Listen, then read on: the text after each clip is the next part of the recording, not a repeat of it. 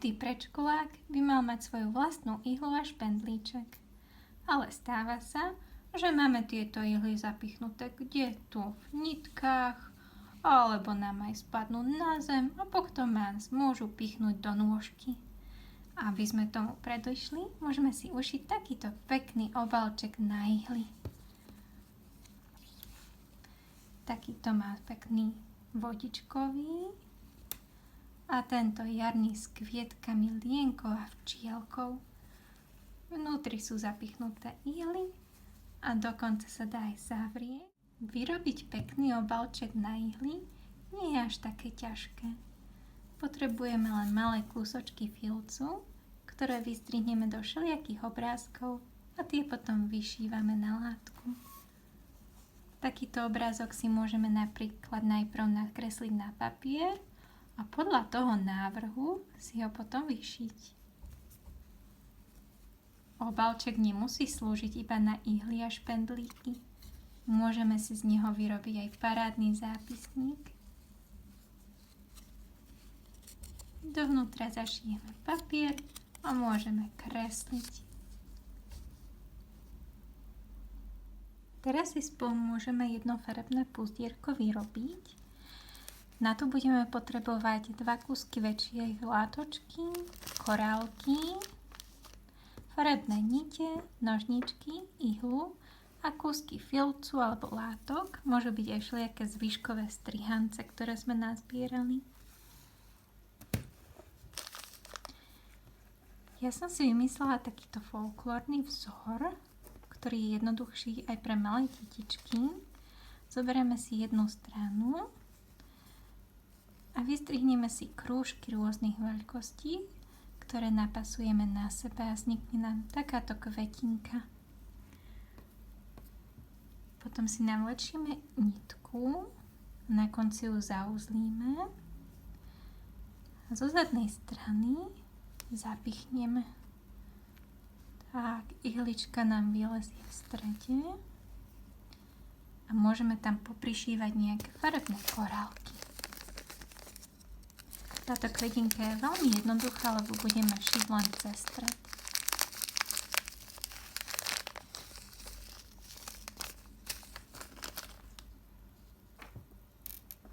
Brala som si 3 takéto svetlé korálky žlté. Prvú korálku navlečiem a môžem ju prišiť. Zase zozadu zapichnem. Prstíkmi si nahmatám asi, že kade pichnem. Tak. Môžem na ihlu navliecť druhú korálku.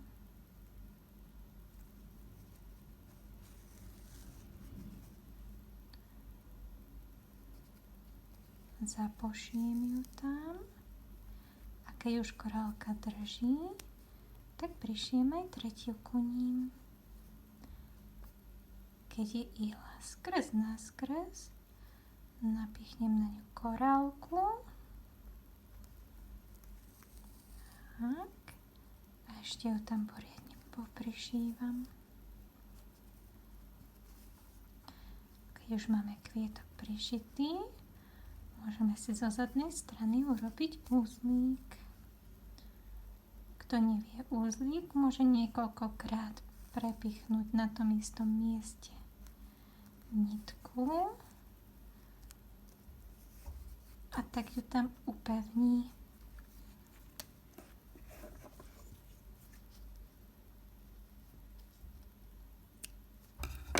Tak. Teraz si môžeme vymeniť niť za zelenú, lebo budeme kvietku prišívať lístočky a spravíme mu jednoduchú stopku. Zelenú nitku navlečenú môžeme prišiť na obrázok lístky. Prišijem jeden lístok.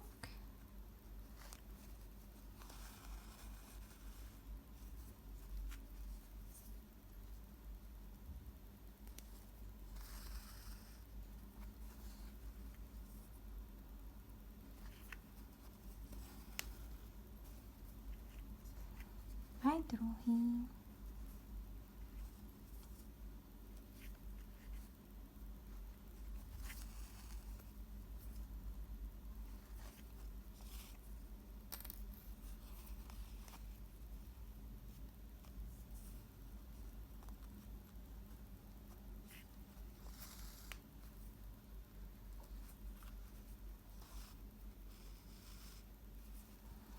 keďže listky držia na stopke, tak urobíme ešte aj stopku.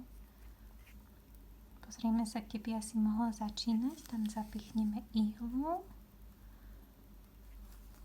a spravíme takú stopku, ktorá bude viesť odtiaľto až potiaľto, kde si ju kreslím ihlou. Nadvihnem si kvietok, zapichnem ihlu až sem nakoniec, pokiaľ som si ju nakreslila. Tak. A už tam mám aj stopku pre kvietok.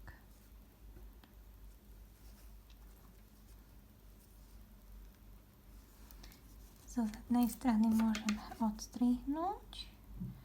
Približne takýto kúsok tam necháme, aby sme tu mohli spraviť aj uzlíček.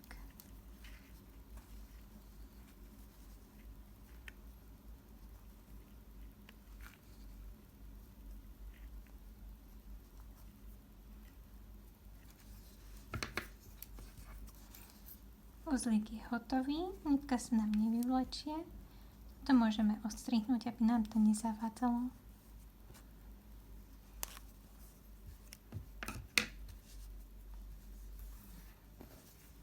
Keďže obálček sa bude zavierať, tak na opačnú stranu môžeme prišiť ešte iný obrázok. Z malinkého kúska filcu som si vystrihla domček. A z takéto zbytkovej látky z útržku si spravím striežku. Mám tu jedno okienko. Keďže chcem mať domček veľmi farebný, tak mu ešte vystrihnem druhé okienko.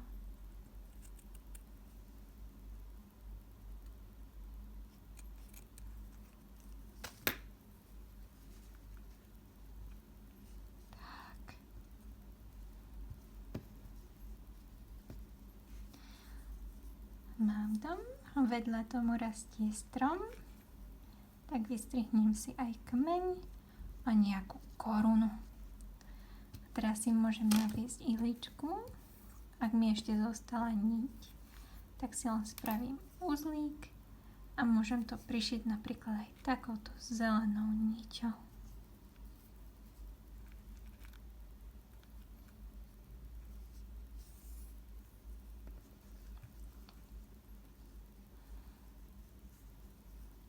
Stromček si na chvíľu položím preč, aby sa mi dobre zašívalo.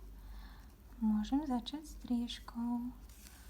Poprešívam ju dookola.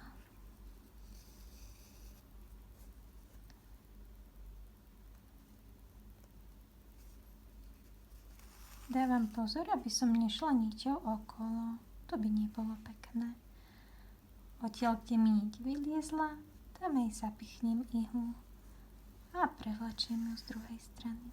Teraz mám niť na druhej strane, tak do tej strany budem píchať a odtiaľ to vylezie had. Tak.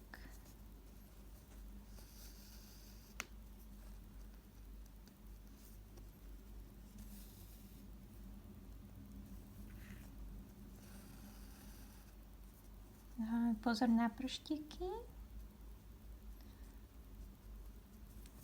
Ešte okienko poprešívame.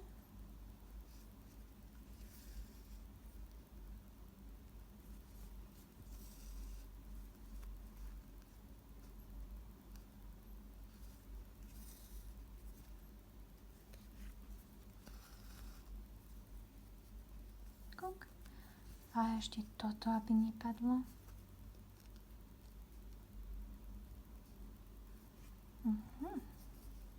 Najprv si prevlačím ihlu, teraz tam okienko napichnem, prštiekmi stiahnem dole, trošku ho potáčam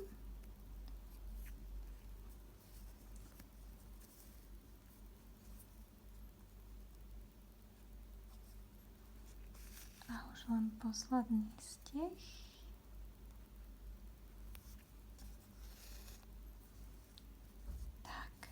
Okienka nám zároveň prišli aj domček. Nemal by už vôbec padnúť.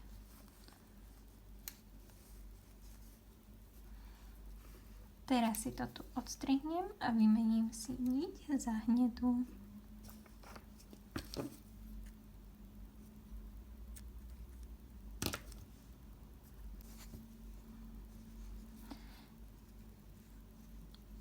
Som späť a keďže stromček si chcem prišiť hnedou farbou, navliekla som si hnedú niť, priložím si ho tak, aby sa mi páčil, pekne stál pri tom domčeku a najprv prišiem kmeň. Ihlu zapichnem z opačnej strany, aby na tej opačnej bol uzlík. Keby bol vpredu, tak by sa mi moc nepáčil. Ak uzlík je schovaný, a pichnem až sem hore, tak mám prišitý kmeň a teraz si vyšijem také konáre medzi tým listím.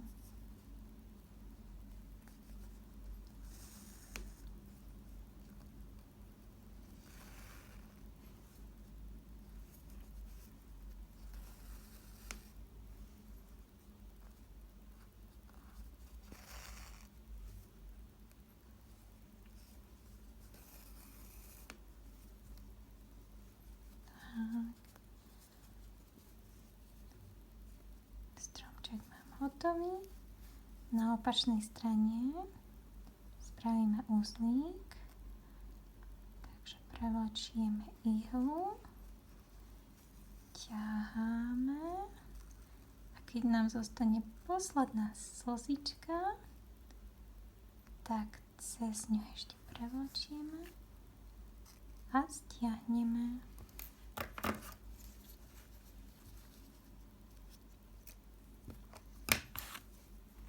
Kuk. Teraz nám zostáva už len vrchnú stranu prišiť so spodnou.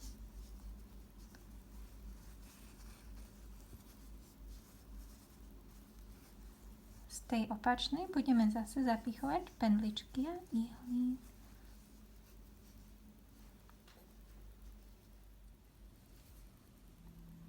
Obidve strany, prednú aj zadnú, sme si zašili dookola. Na jednom konci sme si dali koráločku a na opačnom konci sme nechali uvoľnenú nitku. Teraz môžeme obálček dokonca zavrieť, tak aby nám ihly nevypadli. A máme z toho takú peknú knižku.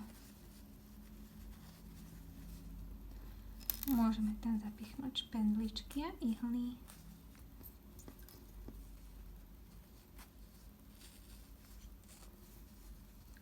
Môžeme si z toho ale vyrobiť aj jednu veľmi krásnu knižku. Zoberieme si papier, vložíme ho a v polovičke ho jednoducho prišijeme ihlou.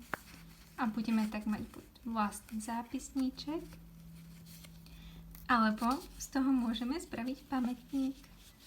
A pamätník preto, lebo keď nám do neho niečo kamaráti nakreslia, a k obrázku sa podpíšu, tak z toho budeme mať pamiatku aj na celý život.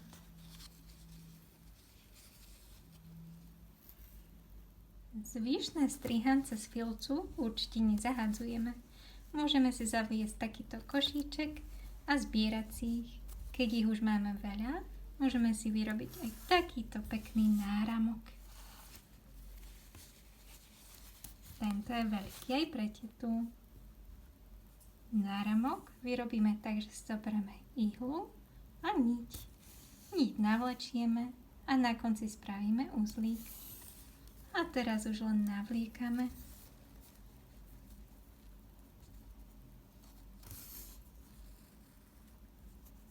A stiahneme. Tento môžem preložiť aj na polovičku. A navliekam.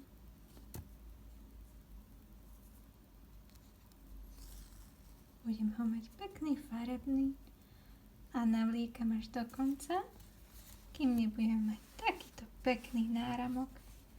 Ak máte elastickú niť, tak to môže byť aj gumička do vlasov.